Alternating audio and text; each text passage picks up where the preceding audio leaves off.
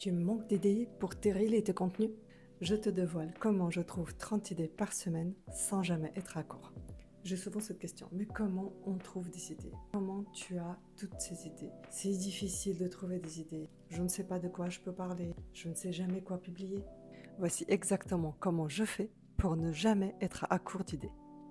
Aujourd'hui, je te dévoile mes méthodes simples et rapides pour trouver des idées de contenu.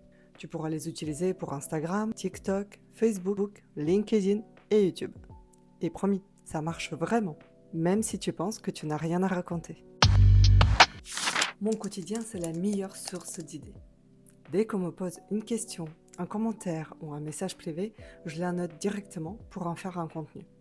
L'autre jour, une maman m'a demandé comment je faisais pour m'organiser avec mon bébé de 1 an et demi. Et ça m'a donné une idée de créer un reel sur l'organisation de maman entrepreneuse. Et par exemple, un truc bête, je note tout. À chaque fois qu'il y a une idée qui me vient, je la note. Sur mon téléphone, sur un bout de papier, ou j'enregistre un audio. Avant de m'endormir, s'il y a une idée qui me trotte la tête, il faut absolument que je la note. Sinon, ça va m'empêcher de dormir. Et en pleine nuit, ça m'arrive aussi de me réveiller, avoir une idée qui me vient de mon rêve, je la note également. Ça m'est même arrivé en conduisant de m'arrêter, trouver une place de parking pour activer mon téléphone et noter l'idée qui m'est venue à ce moment-là. Sur iPhone, dans les notes, je note toutes mes idées. Comme ça, j'ai toujours un carnet bien rempli de plein d'idées que je peux ensuite utiliser et créer de contenu. Tu as sûrement déjà entendu de cette phrase « faire de la veille active ». Alors oui, faire de la veille, c'est essentiel pour toujours avoir des nouvelles idées, des idées fraîches. Moi, je suis beaucoup des comptes en français, en russe et en anglais. Ça me permet d'avoir toujours un coup d'avance. Par exemple, je regarde beaucoup des contenus des créatrices russes et ensuite, je les adapte à ma manière pour mon audience française. Le but n'est pas de copier le contenu de quelqu'un d'autre, mais de s'en inspirer. Réfléchir comment cette idée peut être adaptée à ton univers personnel, à ton blog. J'écoute aussi des podcasts dans la voiture, c'est super pratique et ça m'inspire beaucoup pendant les trajets. Une autre source d'inspiration, c'est Threads. J'aime bien chiner des idées sur ce nouveau réseau. Je n'y suis pas encore si souvent que je voudrais, mais c'est en cours. Parlons de recyclage. Instagram le recommande officiellement. Il faut recycler ses contenus. Vous pouvez changer l'intro ou la conclusion, changer la couverture de votre reel et le republier. Il vous appartient. Il n'y a pas de problème de copier-coller parce que c'est votre propre contenu. Et si en plus ce reel, il a eu beaucoup de vues il y a 2-3 mois, c'est le moment de le resservir. Un autre exemple concret, si vous aussi vous avez une chaîne YouTube, c'est hyper pratique. Vous pouvez découper votre vidéo longue en shorts. Et ces shorts, vous pouvez les utiliser aussi en tant que reel sur Instagram, Facebook et TikTok. Par exemple, ma dernière vidéo sur les stories, je l'ai dupliquée sur mon Instagram et TikTok, comme une série de conseils pratiques sur les stories. Et donc là, un tournage, plusieurs contenus. Même si tu penses que ton audience a déjà tout vu, c'est faux. Rappelle-toi que tout le monde ne voit pas tout. Et certains de tes abonnés sont nouveaux.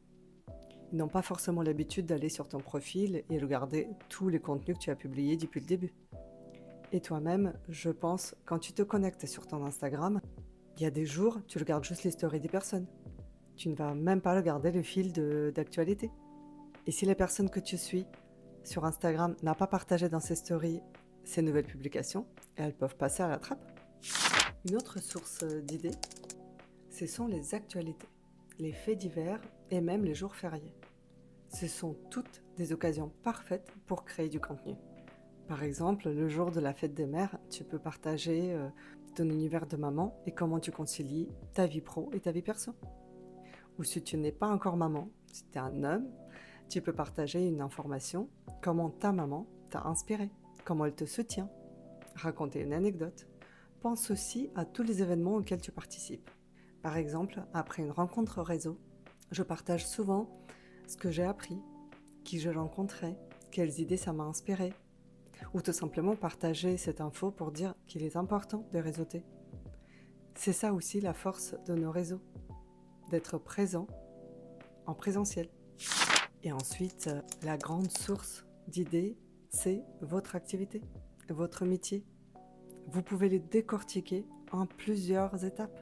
La préparation, les coulisses de votre métier, les différentes étapes de création de vos services, de vos produits, les erreurs, les problèmes que vous avez rencontrés et comment vous les avez résolus, les outils que vous utilisez, les gens avec qui vous avez travaillé, avec qui vous collaborez. Ça intéresse énormément.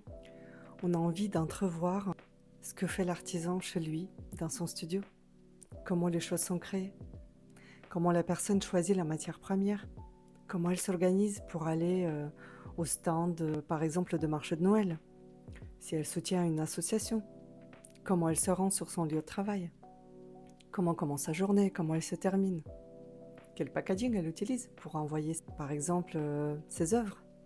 Moi-même, sur les réseaux sociaux, si je tombe sur une recette bien détaillée, quand la personne elle montre qu'elle met tel ou tel ingrédient, qui sont bien nommés, elle montre le résultat final, ça me captive. Je peux regarder ça plusieurs fois d'affilée pour bien intégrer la recette et la noter. Ou quelqu'un qui peint une toile.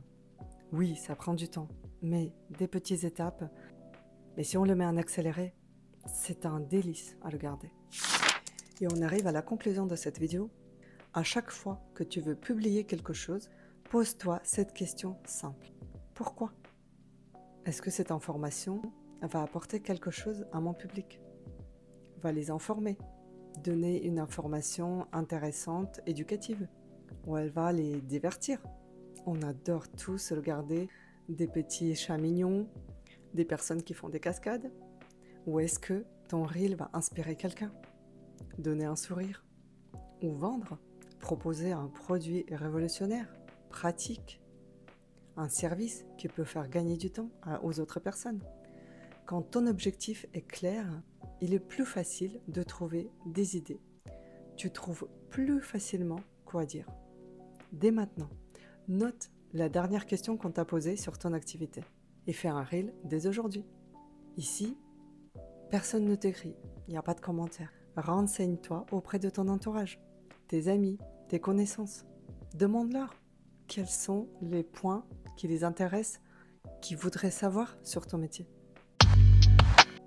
Et si tu manques d'idées pour ton Instagram, ou TikTok ou Facebook, j'ai créé un guide spécialement prévu pour ça, où je donne 50 idées de publications prêtes à l'emploi, que ce soit pour les posts, les carousels, les stories ou des reels. Je te mets le lien dans la description de cette vidéo. Il y a des exemples concrets pour chaque idée. C'est un guide PDF que tu télécharges une fois que tu as payé 8 € sur mon site sécurisé dinara.fr. Et là, je t'invite à liker cette vidéo si tu ne l'as pas déjà fait, à t'abonner et activer la cloche pour être toujours à l'affût de nouvelles astuces. À bientôt!